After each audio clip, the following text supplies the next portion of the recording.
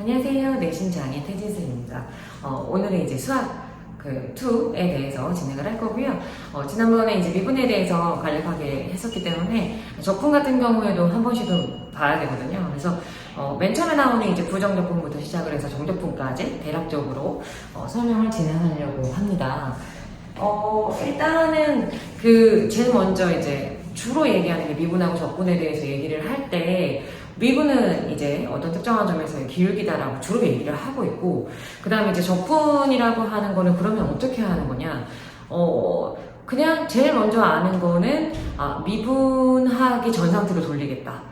미분하기 전 상태로 돌려서 그 값이 어떤 것인지 알겠다라고 하는 게 첫 번째 얘기고, 두 번째 얘기는 넓이라고 하는 것과 밀접한 연관이 있어요. 그러니까 이꼴은 아닌데요. 그러니까 완벽하게 똑같은 건 아니지만, 그러니까 적분이라고 칭하는 것들 중에서 어떤 것들은 넓이라고 하는 것과 밀접한 관련이 있고, 어떤 것은 미분의 역연산, 그러니까 미분하기 전 상태로 만든다. 이렇게 받아들이시면 되거든요. 그래서 이 개념을 조금 알고 있어야 비슷한 얘기가 나오더라도 헷갈리지 않을 수 있죠. 왜냐면 미분할 때도 선생님이 세 가지로 나눴잖아요. 맨 처음에 이제 얘기한 게 이제 평균 변화율, 두 번째가 이제 미분계수고, 세 번째가 도함수인데 그것들은 이제 조금씩 이제 차이가 있죠.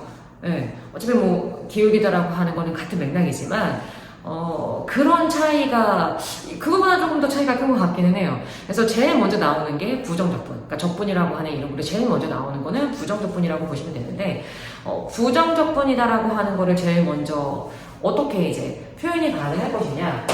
대문자 fx라고 하는 어떠한 이제 개념이 나와요. 우리가 이제 주로 소문자만 썼잖아요. 소문자 fx에 대해서만 주로 얘기를 했었는데, 대문자 fx가 새로 등장을 합니다. 이게 왜 등장을 하냐면, 대문자 fx라고 하는 거를 미분했었을 때 소문자 fx라고 하겠다 이런 얘기예요. 그래서 왜냐면 우리가 미분하기 전 상태의 뭔가가 이제 필요하기 때문에 대문자 fx가 등장을 하였다. 그러니까 이렇게 생각한다라고 했었을 때, 그러면 우리가 fx라고 하는 소문자 fx를 알고 있었을 때 대문자 fx라고 하는 거를 어떻게 구할 수 있을 것이냐. 미분하기 전 상태로 이 fx라고 하는 것을 인테그랄이라고 하는 적분, 인테그랄이라고 하는 이제 어떻게 해야 될까요? 뭐 도구를 사용해서 그 전 상태로 보내게 되는 것, 그러니까 미분하기 전 상태로 보내게 되는 것이라고 보시는 게 맞다. 이렇게 생각하시면 돼요.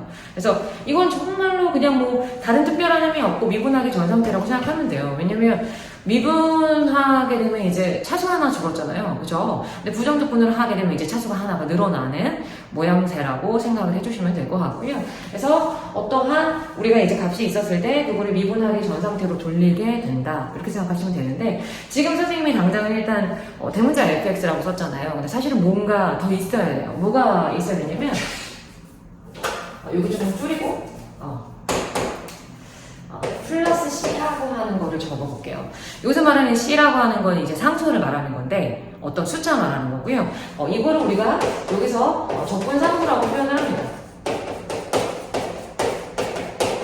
이게 무슨 얘기냐면, 이런 식으로 생각할 수 있어요. 그러니까 소문자 fx를 미분하기 전 상태로 만들었다는 거지, 그치?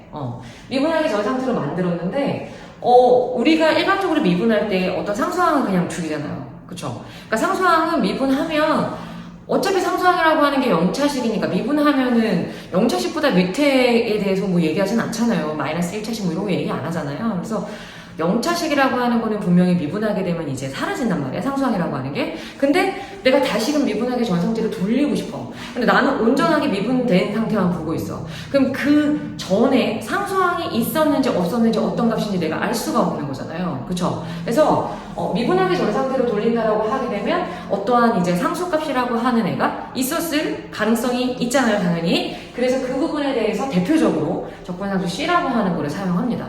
근데 저 적분상수 C를 아주 구체적으로 사용하려면 어떠한 조건이 조금 더 구체적으로 추가가 돼야 되는데, 그거는 문제마다 조금씩 차이가 있어요. 그러니까 적분상수로 C를 구해야 되는 경우도 있고, 그냥 뭐 직관적으로 미분하기 전 상태를 그냥 보여주는 것들도 많고요. 그래서 적분상수 C는 반드시 붙여줘야 되는, 적분을 한다라고 하게 되면, 그러니까 인테그랄을 붙인 값을 하게 되면 적분상수 C에 대해서는 계산을 하셔야 된다. 물론 뒤에서 나오는 정적분이 약간 다르긴 하지만 일단 지금은 적분상수 C가 붙어줘야 된다. 이유는 미분한다라고 하게 되면 상수가 죽었기 때문에 그게 전 상태에서 어떤 모양인지 알 수 없기 때문에 그 부분에 대해서 이제 살려주는 거라고 생각하시면 됩니다.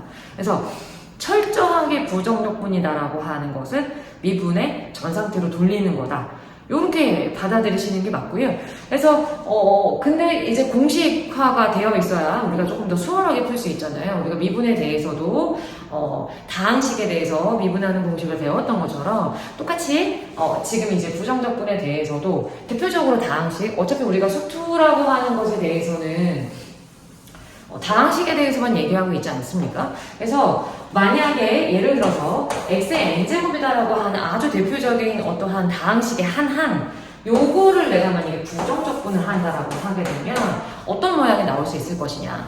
일단 선생님이 좀 전에 얘기했던 것처럼 미분을 하면 차수가 하나가 줄어들고 적분을 하게 되면은 다시 원래대로 돌리니까 차수가 하나가 늘어나겠죠. 그래서 그거를 보여주자면 이런 식의 형태가 나온다라고 볼 수 있다는 거죠. 차수가 분명히 늘어났어요, 그죠? 네. 차수가 분명히 늘어났죠. 선생님, 이거는 뭡니까? 이렇게 생각하면 돼. 이걸 내가 확인하고 싶으면 얘를 거꾸로 미분해 봤을 때 얘가 나오는지를 내가 확인을 해보겠다는 거야. 근데 미분을 한다라고 했었을 때 이거 지수 앞으로 땡겨, 안 땡겨? 너무나도 땡기지, 그치? 땡겨. 그래서 n 플러스 1하고 약분하시고 지수 하나 줄이면 x의 n제곱이 그냥 나올 수 있겠죠. 물론 뒤에 적분상수는 반드시 쓰셔야 돼요. 그죠? 얘라고 하는 것도 미분하기 전 상태의 모양이 일단 얘인데 상수가 있었을 수 있기 때문에 적분상수 C는 붙여주셔야 된다.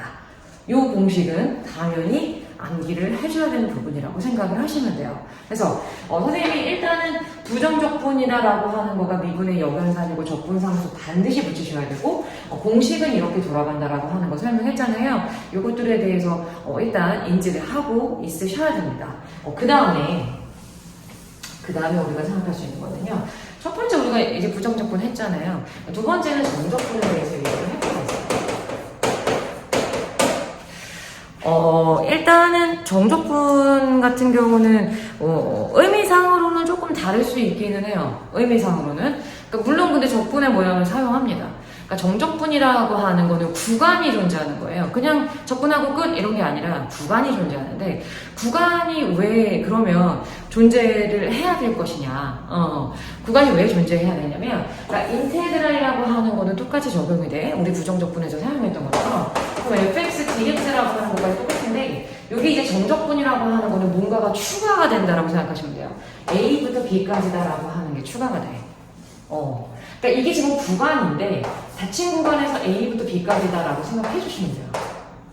닫힌 구간에서 A부터 B까지다라고 하는 거에 대해서 우리가 만약에 계산을 한다라고 하게 되면 어떤 표현이 나올 것이냐. 계산하는 거를 보여준 다음에 의미를 설명하는 게 맞을 것 같아. 일단 여기까지는 부정적분하고 아주 크게 다르거나 그러진 않아. 그러니까 적분하는 건 적분하는 건데 위아래가 뭔가가 붙어 있어. 숫자가 붙어 있는데 이게 어떠한 그 구간이라고 보는 거고 x의 구간이라고 보는 거고 그게 이제 a부터 b까지다라고 하는 닫힌 구간에서 일단 존재해야 된다. 이거 어떻게 계산을 해야 되느냐? 얘에 대해서 이제 그러니까 미분하기 전 상태라고 하는 거를 대문자 fx라고 한번 해볼게요. 근데 이렇게 위하고 아래에 이제 만약에 숫자가 붙어 있다라고 하게 되면 어떻게 계산을 할 수 있을 것이냐? 이러한 대문자 fx라고 하는 거에다가 x 대신에 b를 먼저 대입하시고요. 위에 있는 거를 먼저 대입하고 아래에 있는 거를 대입한 다음에 두 개를 빼셔야 돼요. 네. 그래서 두 개를 뺐었을 때 어떤 특정한 상수값이 나오겠죠. 그럼 이 상수값은 뭘 의미하는 거냐? 그러니까 정적분이라고 하는 건 요거를 계산해내는 것인데 뭘 얘기를 하는 거냐? 이런 얘기죠. 그러니까 어떠한 우리가 만약에 fx라고 하는 그래프가 존재를 했었을 때 만약에 구간적으로 봤었을 때 여기가 a부터 b까지였다라고 생각을 일단은 해볼게요. A부터 B까지다라고 하는 구간에서 이러한 fx라고 하는 그래프가 있었을 때 여기서 이제 정적분의 값은 뭘 의미하느냐? 요 x축하고 요 그래프 사이의 넓이라고 볼 수 있어요. 그래서 지금 정적분이라고 하는 거를 그러면 우리가 이제 3학년 때 배웠었던 익숙하게 배웠었던 직선이 아닌 어떠한 2차 함수 같은 것들도 2차 함수와 x축 사이의 면적을 구할 수 있게 되는 것이냐? 당연히 맞습니다. 근데 이게 지금 일단 넓이가 되는 건데 선생님이 아까 맨 처음에 얘기했던 것처럼 완벽한 넓이는 아니에요. 왜냐하면 그래프가 지금 선생님이 그린 것은 분명히 위에 있잖아요. 근데 아래에 있는 게 있을 수 있어요. 그래프가 X축을 조금 올리겠습니다. 네. X축을 조금 올릴게요. 그래프가 이렇게 이제 위에 있으면 이 값을 계산하면 정적분 값이 양수가 나오니까 넓이가 맞거든요. 근데 그냥 그래프가 이렇게 생겼다라고 생각해 볼게. 그러니까 X축보다 밑에 있다라고 생각하고 똑같은 구간을 갖고 있습니다. 그러니까 A부터 B까지라고 하는 구간을 갖고 있었을 때 그때 정적분 값은 뭐를 의미하냐면 X축하고 요 그래프 사이에 요 크기를 말한다. 이렇게 보시면 돼요. 근데 분명히 이렇게 계산을 했는데 값이 음수가 나온다 이런 얘기죠. 근데 넓이는 음수가 나올 수 없기 때문에 그러면 무슨 얘기를 하는 거냐 이거지. 이 첫 번째는 뭐냐면 만약에 이 부분에 대해서 우리가 S라고 한번 해볼게요. 대놓고 넓이가 맞아요. 이 면적을 말하는 게 맞고요. 그럼 이 밑에 있는 거는 음수가 나온 다음에 그러면은 음수는 나오는데 그 뒤에 나와 있는 크기는 뭐냐? 이거는 마이너스 S라고 하시는 게 맞아요. 그러니까 물론 이거랑 넓이가 똑같다는 얘기는 아니에요. 네. 넓이라고 하는 개념으로 보자면 이 위에 있는 거는 온전하게 다 그 부분에 대한 면적이다라고 볼 수가 있고요. 정적분 값을 그냥 계산해도 플러스가 나와요. 근데 이 밑에 있는 거 같은 경우에는 이거를 그냥 정적분을 하게 되면 음수값이 나오거든요. 근데 그 음수가 나왔다라고 하게 되면 넓이가 아니잖아. 그치? 근데 넓이랑 밀접한 관련이 있다며 무슨 얘기냐면 마이너스 넓이라고 마이너스만 붙여있지. 그 크기라고 하는 거는 이 그래프하고 X축 사이에 넓이가 맞다 이런 얘기라고 보시면 돼요. 그래서 정적분은 넓이하고 분명히 밀접한 관련이 있다라고 보시면 되고요.